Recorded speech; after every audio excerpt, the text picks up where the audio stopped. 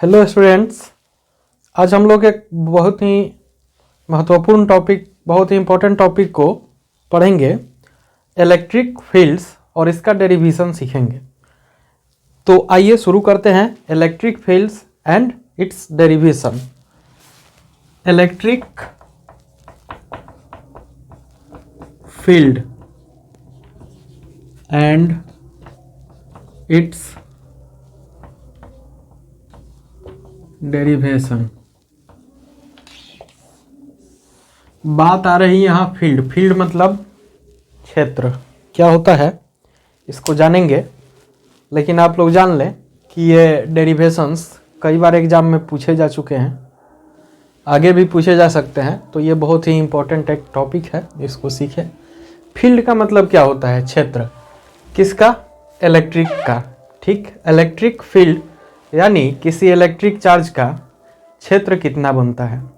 जब कहीं पे कोई चार्ज हम रखते हैं तो उसके आसपास एक क्षेत्र बनता है। जिस क्षेत्र में दूसरा चार्ज जब लाते हैं तो दूसरा चार्ज क्या करता है कि एक फोर्स को एक्सपीरियंस करता है। ठीक ना, एक फोर्स को क्या करता है? एक्सपीरियंस करता है। समझते हैं डायग्राम के माध्यम से। मान लीजिए कि यहाँ पे कोई एक चार्ज रखा हुआ है, तो यह अपने चारों ओर एक फील्ड बनाएगा। एक सर्टेन डिस्टेंस तक एक रेडियल फील्ड ऐसे बनाएगा। और जब इस मान लीजिए कि यहाँ क्यू चार्ज रखा हुआ है और इस क्यू चार्ज के पास जब कोई दूसरा चार्ज हम लेकर जाते हैं तो वह क्यू चार्ज, वह दूसरा जो चार्ज होता है Q2 मान लीजिए उसको, और इसको Q1, तो Q2 Q1 के पास जाने पर एक फोर्स को एक्सपीरियंस करता है। यानी Q1 ने अपना एक क्षेत्र बना के रखा है, एक फील्ड बना के रखा है। ठीक है,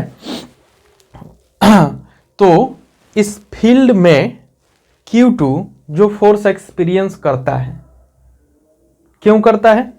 Q1 के वजह से करता है, क्योंकि Q1 का अपना एक क्षेत्र है, उसी तरह से Q2 का अपना एक क्षेत्र है। समझ रहे हैं? तो जितने भी चार्ज होते हैं ना, ये अपना एक फील्ड बनाते हैं। ठीक, बिल्कुल इनका जो स्वभाव होता है वह नेताओं वाली होती है। जहाँ रहते हैं अपना फील्ड बनाते हैं, कहते हैं कि भाई यहाँ के हम हैं, विधायक जलवा है हमारा, हमसे दूर रहो। और जैसे ही दूसरा कोई आता है तो उस पर ये फोर्स लगाना शुरू कर देते हैं। ठीक ना, माने उसको दूर भगाएंगे या किसी तरह से उसको अट्रैक्ट करेंगे, लेकिन फोर्स जरूर लगाएंगे, माने उसको शांति से रहने नहीं देंगे। ये इनका नेचर होता है चार्ज का। चलिए आते हैं टॉपिक पे। तो इलेक्ट्रिक फील्ड को हम लोग ई से डिनोट करते हैं। ठीक ना, तो 3-4 डेरिवेशंस इसमें हम लोग सीखेंगे। 3 डेरिवेशंस मिनिमम सीखेंगे। तो पहला डेरिवेशन होता है electric field due to point charge.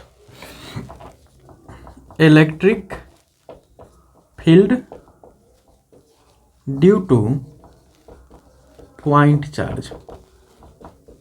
तो अभी हमने आपको इतना सारा कहानी सुनाया कि कैसे ये एक छोटा सा पॉइंट है और ये यहाँ पे है, और ये कह रहा है कि हमारे चारों तरफ का क्षेत्र जो है हमारा है, और दूसरा चार्ज जैसे ही इसके क्षेत्र में जाता है तो दूसरे चार्ज को यह कहता है कि यह क्षेत्र हमारा है, हम तुम पे बल लगाएंगे।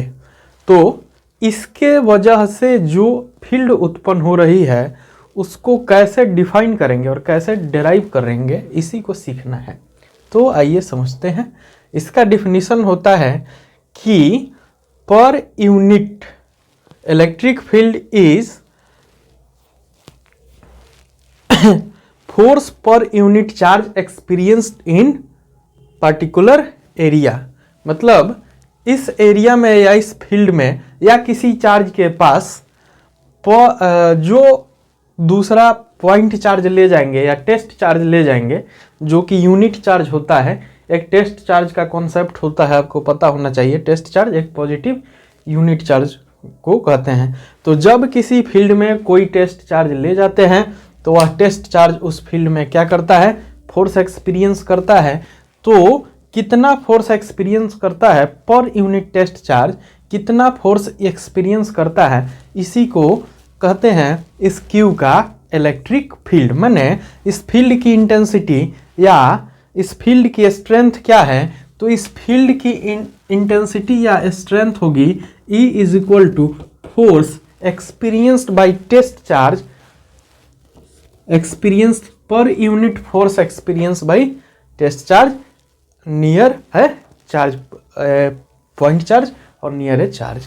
तो किसी चार्ज में, किसी चार्ज के पास, ठीक ना, किसी चार्ज के पास या उसके फील्ड में पर यूनिट एक्सपीरियंस किया गया फोर्स क्या कहलाता है, यह कहलाता है आपको इलेक्ट्रिक फील्ड इंटेंसिटी या इलेक्ट्रिक फील्ड स्ट्रेंथ या नॉर्मली इलेक्ट्रिक फील्ड आप इसको कह सकते हैं।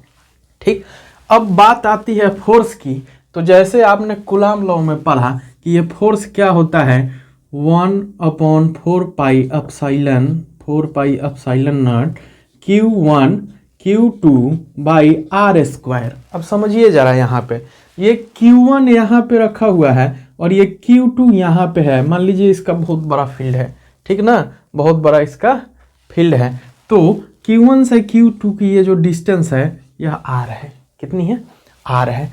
तो इनके डिस्टेंस के बीच के डिस्टेंस के दूरी, बीच के डिस्टेंस के स्क्वायर और के क्या होता है, इन्वर्सली प्रोपोर्शनल होता है फोर्स, और दोनों चार्ज के प्रोडक्ट के डायरेक्टली प्रोपोर्शनल होता है, ऐसा कूलॉम लॉ है।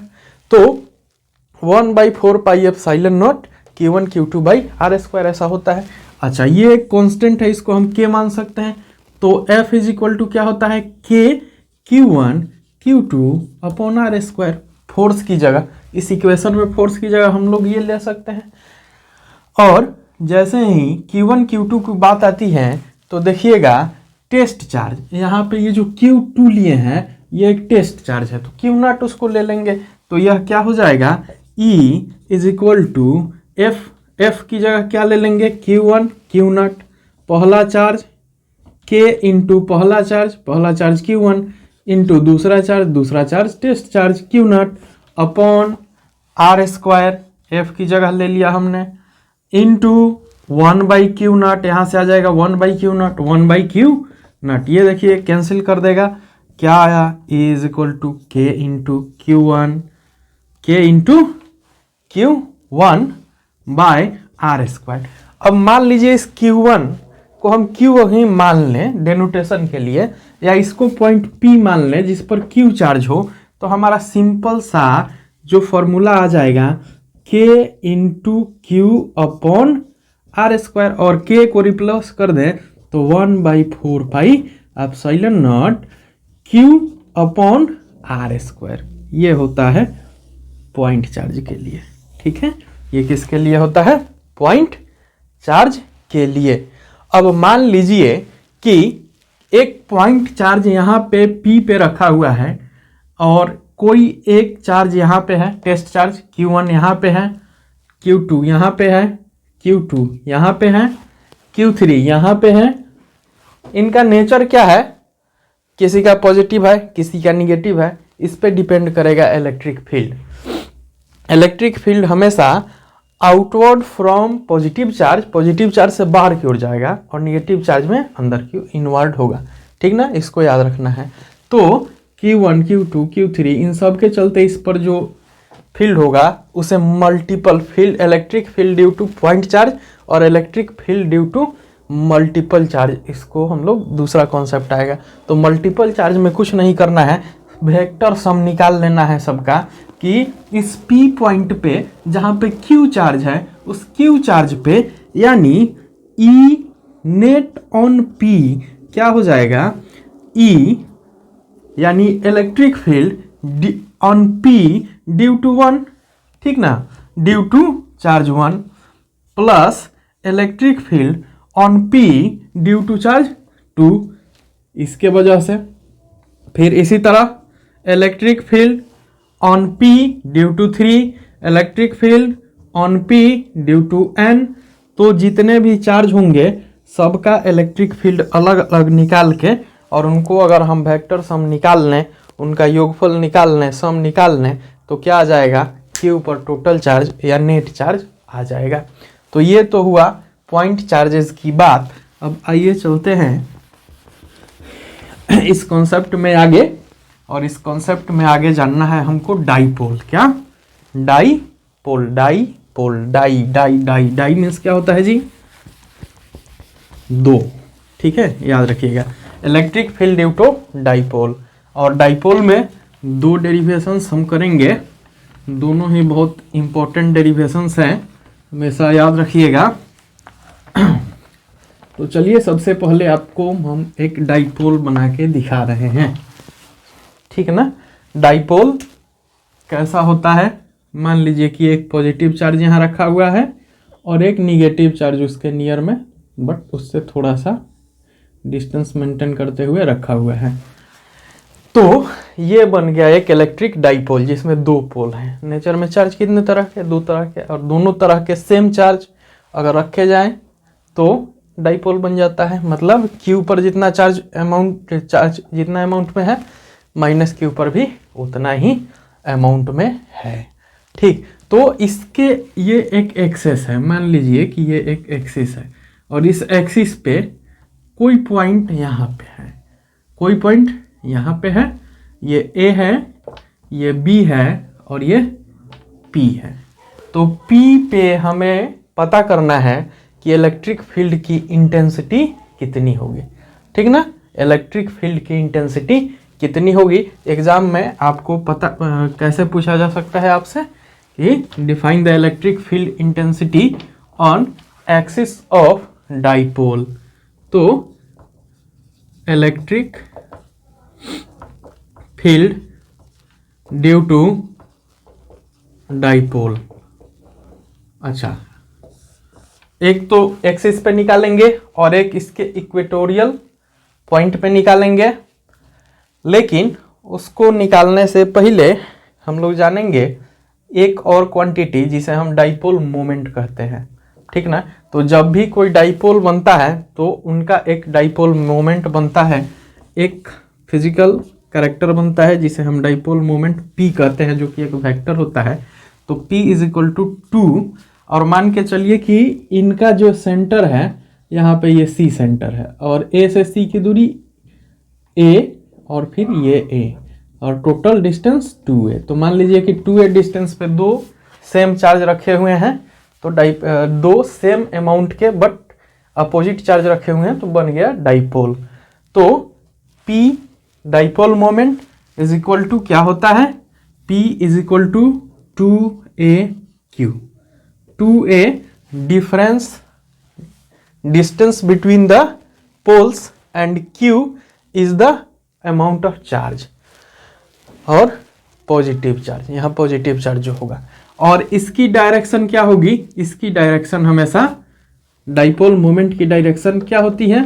पॉजिटिव से सॉरी निगेटिव, पॉजिटिव निगेटिव से पॉजिटिव की ओर होती है, ठीक ना। तो हमने मान लिया कि ये दो चार्ज रखे हुए हैं। अच्छा, यहाँ पे थोड़ा सा नोटेशन को हम चेंज कर लेते हैं, यहाँ पे माइनस मान लेते हैं और यहाँ पे प्लस मान लेते हैं, वैसे ही बना सकते हैं, कोई दिक्कत नहीं है। तो हमेशा पॉजिटिव से आउटवर्ड होगी डाइपोल मोमेंट की डायरेक्शन भी। तो ये तो डाइपोल मोमेंट हो गया, ठीक ना। इसको क्या कहते हैं हम लोग? Dipole moment. अब electric field due to dipole, इसको कैसे निकालेंगे? अब जरा ध्यान से देखिएगा। इस P पॉइंट पे कोई एक चार्ज है, test charge, Q naught test charge, ठीक ना। तो P पॉइंट पे कितना Q, पॉजिटिव Q के चलते कितना चार्ज है और निगेटिव Q के चलते कितना, पॉजिटिव Q चार्ज के चलते कितना इलेक्ट्रिक फील्ड है और निगेटिव के चलते कितना इलेक्ट्रिक फील्ड है, इसको हम लोग फाइंड करते हैं। मान के चलिए कि ये जो P है यह डाइपोल के सेंटर से R डिस्टेंस पे है। कितना डिस्टेंस पे है? R डिस्टेंस पे, ठीक ना। डाइपोल के सेंटर से कितना डिस्टेंस पे है? R डिस्टेंस पे। तो हमें पता करना है E नेट ऑन P, यानी P पे नेट इलेक्ट्रिक फील्ड इंटेंसिटी कितनी होगी। तो नेट इलेक्ट्रिक फील्ड इंटेंसिटी जो होगी वह electric field intensity on P due to negative Q और plus electric field intensity on P due to positive charge. दोनों को जोड़ देंगे तो जो आएगा वही होगी। अब जरा इन दोनों क्वांटिटीज को हम लोग डिफाइन करते हैं अलग अलग। अब देखिए electric field on P due to minus Q is equal to electric field, अभी हमने आपको क्या बताया, के क्यू अपॉन क्या R square, K Q upon are square होता है ना, के क्यू अपॉन आर स्क्वायर। तो के क्यू देखिए यहाँ पे के देखिए के ले लेंगे क्यू अपॉन आर स्क्वायर क्या लेंगे, इसको हम लोग Q1 Q2 सबका अमाउंट सेम है तो Q ले लेते हैं, चिन्ह को यहाँ साइन को अभी नेगलेक्ट कर रहे हैं।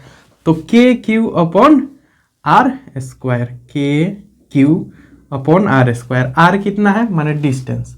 अब देखिए निगेटिव के चलते ले रहे हैं तो यहाँ से लेकर यहाँ तक की डिस्टेंस कितनी है, ए से सी तक की डिस्टेंस ए है ठीक, और सी से पी तक की डिस्टेंस आर है, और ए प्लस आर को जोड़ देंगे तो टोटल कंप्लीट डिस्टेंस आ जाएगी ना।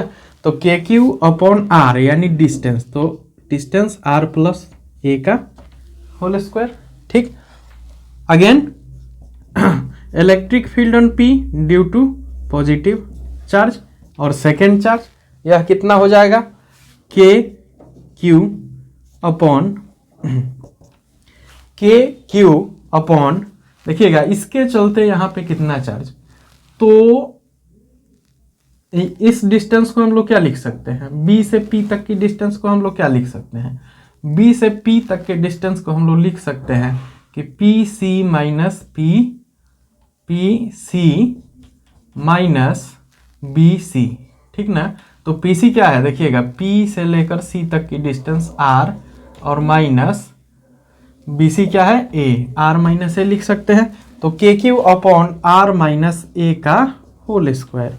अब दोनों को क्या कर देना है, जोड़ देना है। लेकिन एक इम्पॉर्टेंट बात यहाँ पे ध्यान दीजिएगा कि Q से ठीक ना, Q से जो इलेक्ट्रिक फील्ड जनरेट हो रही है वह इस डायरेक्शन में होगी, और इस A से जो इलेक्ट्रिक फील्ड जनरेट हो रही है वह इस डायरेक्शन में होगी।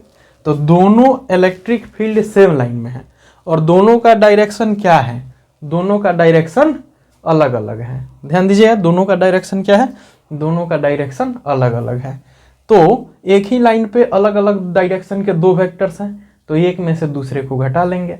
अब ज़्यादा इलेक्ट्रिक फील्ड का प्रभाव किसका होगा देखिएगा, तो क्यू नट जो है ना पॉजिटिव क्यू के नज़दीक है तो इसका ज़्यादा प्रभाव होगा और इसका कम प्रभाव होगा। ध्यान दीजिएगा आपके दिमाग में आ रहा होगा कि इस क्यू नट को इधर रख देंगे तो क्या होगा, तो क्यू नट पे जो इलेक्ट्रिक फील्ड की इंटेंसिटी होगी ना उसकी डायरेक्शन फिर टुवर्ड्स बीपी ही होगी। क्यों होगी, क्योंकि इलेक्ट्रिक पोल की डायमेंट उधर जो डायरेक्शन है उधर ही है। अब देखिएगा ये निगेटिव चार्ज है तो टुवर्ड्स द चार्ज, और ये पॉजिटिव चार्ज है, ये पॉजिटिव फार फ्रॉम चार्ज, यही होता है। यहाँ पे इनवर्ड होगा, यहाँ पे आउटवर्ड होगा। जैसे यहाँ पे आउटवर्ड हो रहा है और इससे इनवर्ड हो रहा है, तो ये हमेशा इनवर्ड होगा और इससे आउटवर्ड होगा, तो सेम डायरेक्शन बीपी के डायरेक्शन में भी होगा। तो हम लोग लिख सकते हैं ई नेट इज इक्वल टू, देखिएगा क्यू के वजह से इलेक्ट्रिक फील्ड इंटेंसिटी, क्यू इसके वजह से इलेक्ट्रिक फील्ड इंटेंसिटी कम होगी और इसके वजह से ज़्यादा होगी, तो जो ज़्यादा है उसमें से कम वाले घटा लो। तो ज़्यादा कौन सी है, के Q by are minus A का स्क्वायर, तो K Q upon are minus A का होल स्क्वायर ठीक, माइनस के Q upon are plus A का होल स्क्वायर ठीक ना, ये वाला। इसमें से इसको हम क्या किए, घटा लिए। अब जो हमारी नेट इलेक्ट्रिक फील्ड आ जाएगी तो इसको जब सॉल्व करोगे तो a plus B into A minus B, K Q तो दोनों में हो जाएगा कॉमन, के क्यू कॉमन हो गया, a प्लस बी यहाँ बच गया 1 और a माइनस बी, तो इसको हम लोग क्या लिख सकते हैं, 1 अपॉन आर माइनस ए का whole square minus 1 upon are plus A का होल स्क्वायर। इसको मैं यहाँ से सॉल्व करता हूँ, ध्यान दीजिएगा कैसे आएगा इसको सॉल्व करने पे, देखिए 1/r - a का होल स्क्वायर और 1/r + a का होल स्क्वायर, इसको हमें सॉल्व करना है। तो सॉल्व कर लीजिए, दोनों का एलसीएम ले लेंगे तो r - a into r plus A, r - a का whole square into r plus A का होल स्क्वायर क्या आ जाएगा, के क्यू कॉमन, और यहाँ पे आ जाएगा आपको r - a और r plus A minus B into A plus B, A square minus B square, यानी आर स्क्वायर माइनस ए स्क्वायर का होल स्क्वायर आ जाएगा। ठीक ना, अब ये इधर मल्टीप्लाई हो जाएगा, ये इधर मल्टीप्लाई हो जाएगा, तो r प्लस ए का होल स्क्वायर क्या हो जाएगा, R square plus are square plus A square plus 2ar, again ये माइनस वाला चिन्ह है, तो इसका जो भी रिजल्ट आएगा माइनस से जब मल्टीप्लाई करेंगे तो उसका जो साइन है वह साइन क्या होगा, अपोजिट हो जाएगा। तो यहाँ से हम लोग चिन्ह ये हटा देते हैं, तो r - a का होल स्क्वायर आर स्क्वायर है ना पॉजिटिव, तो यहाँ हो जाएगा इस माइनस की वजह से माइनस आर स्क्वायर प्लस ए स्क्वायर, तो माइनस ए स्क्वायर, और माइनस 2ar तो प्लस 2ar हो जाएगा, plus 2ar।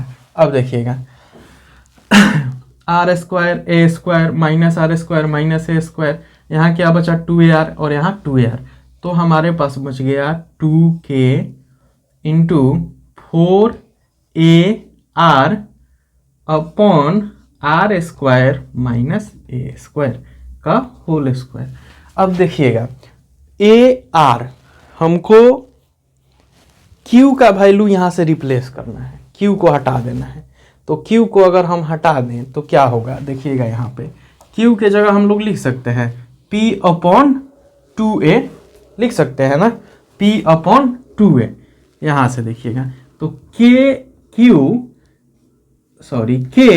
Into P/2a into 4ar upon are square minus A square का whole square.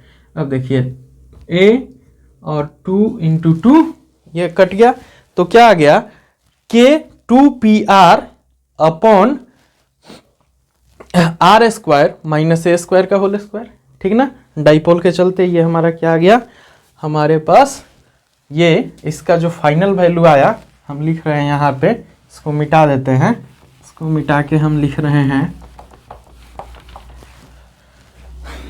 E net on P, या इसको हम सिंपल ई मान ले, ई नेट मान ले, तो E net is equal to K 2PR upon are square minus A square का होल स्क्वायर। ठीक ना, आर स्क्वायर माइनस ए स्क्वायर का होल स्क्वायर, ये हमारे पास एक रिजल्ट आ गया। अब जरा सोचिए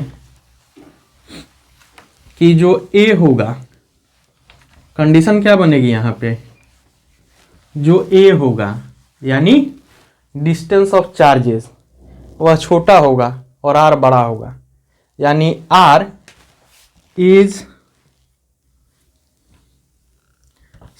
ए इज स्मॉलर देन आर, या A is very very smaller than R. तो इस केस में क्या होगा, इस केस में ए को हम नेगलेक्ट कर देंगे। ठीक ना, ए को क्या कर देंगे, ए को नेगलेक्ट कर देंगे, और ए को जैसे ही नेगलेक्ट करेंगे वैसे क्या हो जाएगा, E net is equal to 2kpr upon are square का स्क्वायर क्या हो जाएगा, आर स्क्वायर, और इसको हमने हटा दिया तो आर का पावर 4, और ये आर से एक आर क्या हुआ, कैंसिल हो गया, तो आर क्यू, और ये खत्म। तो हमारे पास क्या बच गया, E net is equal to 2kp upon R cube, यानी ई नेट यानी intensity due to electric field intensity due to dipole on axis is 2 into 1/4 pi epsilon naught value of K into P dipole moment upon R cube, dipole moment upon R cube, dipole moment upon R cube. यहाँ से आप क्या निष्कर्ष निकाल सकते हैं कि E net का जो वैल्यू होगा, ई नेट का जो वैल्यू होगा वह डाइपोल मोमेंट पर डायरेक्ट प्रोपोर्शन करता है, क्योंकि ये क्या है, ये है एक कांस्टेंट। तो ई नेट इस कांस्टेंट को हटाएंगे तो डायरेक्ट प्रोपोर्शन में किसके आ जाएगा, डाइपोल मोमेंट के। तो डाइपोल मोमेंट के बढ़ने से या डाइपोल मोमेंट के घटने से क्या होगा, हमारा फील्ड इंटेंसिटी बढ़ जाएगी या घट जाएगी। डाइपोल मोमेंट दो बातों पे निर्भर करता है, distance of charge and quantity of charge. फिर ई नेट 1/r⁴, यानी इस पी पॉइंट को अगर फार ले जाते हैं, दूर ले जाते हैं, तो हमारा इंटेंसिटी, ठीक ना, इस डाइपोल के चलते इस पे इंटेंसिटी घट जाएगी, और नज़दीक ले आते हैं डाइपोल के तो इंटेंसिटी क्या हो जाएगी, बढ़ जाएगी। तो ये तो रहा हमारा electric field due to dipole. और डाइपोल के बाद डाइपोल में पहला पॉइंट ऑन द एक्सिस, दूसरा पॉइंट क्या आता है, दूसरा पॉइंट आता है ऑन द कोएक्सियल, ठीक ना, on the right angle bisector और इक्विटोरियल जिसको हम लोग कहते हैं। हमेशा डाइपोल मोमेंट को याद रखिएगा। सबसे पहले हम एक डाइपोल ड्रॉ करते हैं, देखते हैं कैसे निकलेगा। चलिए, हमारे पास एक चीज है डाइपोल मोमेंट P = 2AQ, इसको याद रखिएगा। चलिए, ये एक डाइपोल है जहां पे Q1 और Q2, कोई भी चार्ज पॉजिटिव कोई भी निगेटिव हो सकता है। Q1 Q2 दो चार्ज हैं, अब सेम क्वांटिटी में अपोजिट नेचर के, और ये इसका एक हो गया आपको राइट एंगल बाइसेक्टर या परपेंडिकुलर बाइसेक्टर, यानी बीच से दो भागों में बांटने वाला जो कि परपेंडिकुलर हो। और इस पॉइंट से हम परपेंडिकुलर बाइसेक्टर निकाल रहे हैं, तो इस पॉइंट पे हमारा इलेक्ट्रिक फील्ड इंटेंसिटी कितनी होगी, यानी ये जो हमारा P है यहाँ पे है। तो मान के चलो Q1 से इस सेंटर C की दूरी A और फिर Q2 से इस सेंटर C की दूरी A, यानी Q1 Q2 के बीच की टोटल दूरी 2A, ठीक ना, यही लेना है हमेशा। और फिर इस सेंटर से एक R डिस्टेंस पे कोई एक पॉइंट है P, इस P पे टोटल इलेक्ट्रिक फील्ड इंटेंसिटी कितनी होगी हमारे इस डाइपोल के वजह से, ठीक ना। तो समझते हैं। देखिए, Q1 अगर ये निगेटिव है और ये पॉजिटिव है, तो दोनों अलग अलग इस P पॉइंट पे अपना फोर्स अप्लाई करेगा, और जिसके वजह से दो फील्ड इंटेंसिटी यहाँ पे होंगे। एक मान के चलिए कि ये Q1 का फील्ड इस डायरेक्शन में होगा, किधर होता है, टुवर्ड्स द चार्ज, तो ये Q1 का फील्ड इस डायरेक्शन में होगा। और दूसरा ये Q2 जो अप्लाई करेगा फोर्स इस पे, जो फील्ड लगा है, जो फील्ड यहाँ पे बनेगी, उस फील्ड की डायरेक्शन किधर होगी, इस डायरेक्शन में होगी, ठीक। अब यहाँ पे दो फील्ड बन रहा है। अब दोनों फील्ड का रिजल्टेंट जो निकलेगा, उस रिजल्टेंट को निकालकर ही हम यहाँ पे क्या बता सकते हैं, नेट इलेक्ट्रिक फील्ड इंटेंसिटी। तो रिजल्टेंट इस डायरेक्शन में होगा, ठीक ना। कैसे होगा, ये जो हमारा मान के चलो Q2 है, तो Q2 जो फील्ड यहाँ पे बना रहा है वह मान लो कि E2 है, ठीक। अब इस E2 के दो कंपोनेंट होंगे, E2 ऐसे है तो इसके दो कंपोनेंट होंगे, एक नीचे की तरफ और एक ऊपर की तरफ, ठीक ना। तो मान के चलो कि ये इसके दो कंपोनेंट हो गए, एक ये और एक ये, ठीक। ये वाला जो कंपोनेंट है ये क्या कहलाता है, साइन कंपोनेंट होता है, ई साइन थीटा इसको हम लोग कहेंगे, ई साइन। और थीटा का भी बता देते हैं कि अगर मान के चलो यहाँ थीटा है तो ये एंगल भी थीटा हो जाएगी, और जब ये थीटा है तो ये एंगल भी थीटा हो जाएगी। क्यों, आप सोच के बताएं। फिर ये अगर ये थीटा है, ये थीटा है, तो ये एंगल भी क्या हो जाएगी, थीटा हो जाएगी, ठीक ना।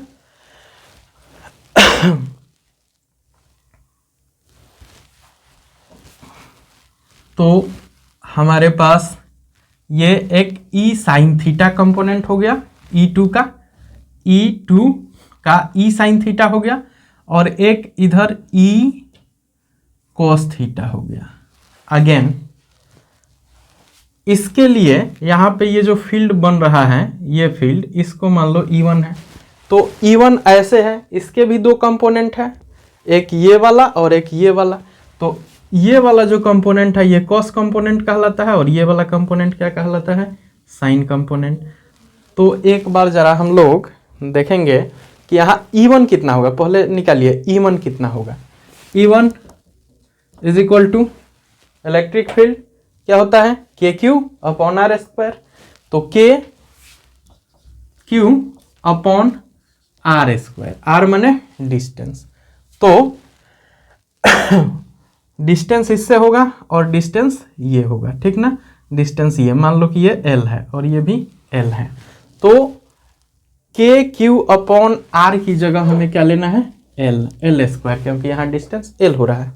अब एल तो कहीं क्वेश्चन में नहीं दिया है, एल को हम कैसे डिफाइन करेंगे। तो देख रहे हैं यहाँ एक राइट एंगल ट्रायंगल बन रहा है जिसमें ये एल जो है हाइपोटेनस है, तो एल को हम क्या लिख सकते हैं, आर स्क्वायर प्लस ए स्क्वायर, यानी E1 is equal to K Q upon are square plus A square, यह होगा। अगेन E2 यह क्या होगा, E2 Q2 के वजह से, तो E2 से भी L डिस्टेंस है, डिस्टेंस दोनों का सेम है साइमेट्री के वजह से। तो डिस्टेंस दोनों का जब सेम है तो दोनों का जो मैग्नीट्यूड होगा सेम हो जाएगा, डायरेक्शन अलग होगी, मैग्नीट्यूड सेम हो जाएगा, L square K Q upon L square. तो एक मिनट के लिए अगर हम इनके मैग्नीट्यूड को इक्वल लिख दें, यानी E1 is equal to E2 होगा ना, और इसे हम मान लेते हैं E, ठीक, इसे हम क्या मान लेते हैं, E। तो E का जो हम वैल्यू निकालना चाहते हैं, E का जो वैल्यू निकालना चाहते हैं, E का दो वैल्यू होगा, E is equal to E sine theta plus E cos theta होगा ना। तो देखो E का दो वैल्यू होगा, एक साइन थीटा वाला और एक कॉस थीटा वाला। तो ये भी E साइन थीटा और ये E कॉस थीटा, यहाँ E साइन थीटा और E कॉस थीटा, ये E कॉस थीटा होगा, ठीक। अब यहाँ पे आप क्लियर देख सकते हैं कि एक E साइन थीटा ऊपर की ओर है और एक E साइन थीटा नीचे की ओर है, यानी अपोजिट डायरेक्शन सेम क्वांटिटी क्या करेगा, एक दूसरे को कैंसिल आउट कर देगा।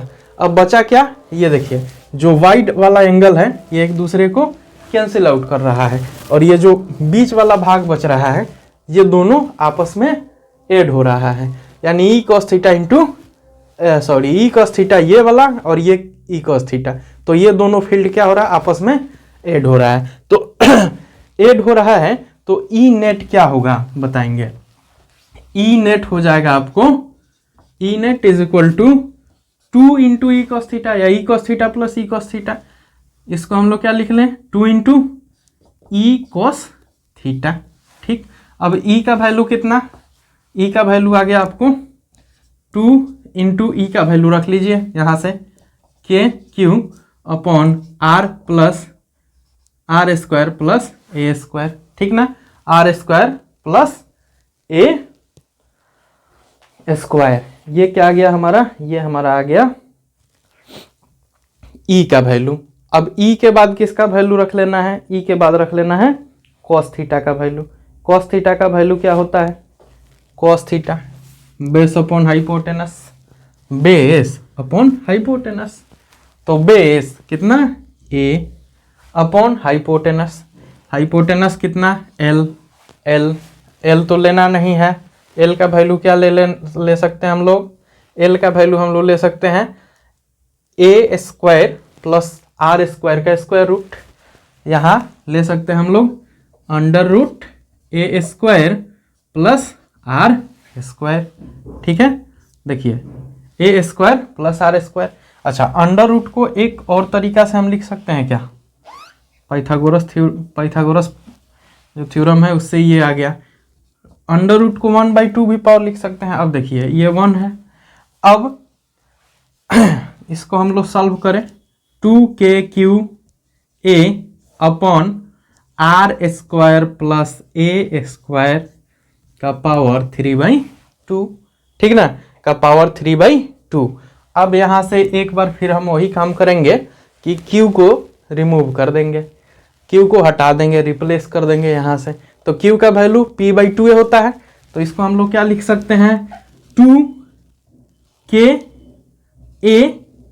अपॉन आर स्क्वायर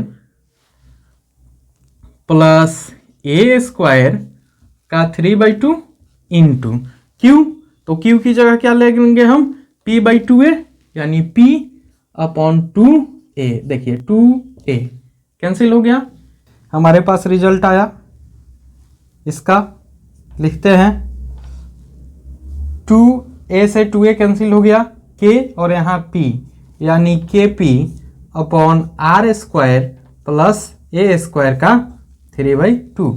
तो हमारे पास रिजल्ट आया ई नेट का, ई नेट कहाँ पे, इस पी पॉइंट पे, is equal to K P upon are square plus A square का 3/2 पावर। ठीक ना, अब एक स्पेशल कंडीशन है, यहाँ पे ए और आर का कंपैरिजन कीजिए। तो ए जो है डाइपोल, क्या डाइपोल में दो चार्ज के बीच का डिस्टेंस का हाफ है, ठीक है, तो ए कुछ माइक्रोमीटर में होगा, और जो आर है इस डाइपोल से कुछ दूरी पे रखा हुआ दूसरा पॉइंट है, तो जो आर होगा वह ए से हमेशा बड़ा होगा, बहुत बड़ा होगा। तो कंपैरिजन करें तो आर बहुत बड़ा है और ए उसके कंपैरिजन में बहुत छोटा है। तो इस प्रकार से हम क्या कह सकते हैं, हम कह सकते हैं कि R is very very greater than A, और इस कंडीशन के लिए हमारा ये जो इक्वेशन है क्या बन जाएगा ई नेट का, यहाँ ए को नेगलेक्ट कर देंगे तो ई नेट हो जाएगा हमारा, ई net is equal to K P upon are का स्क्वायर, ए स्क्वायर हट गया का 3/2 और 2 से 2 कैंसिल हो जाएगा, क्या आएगा आर क्यू। तो हमारे पास आ गया E net is equal to R, E net is equal to K P upon R cube, और के का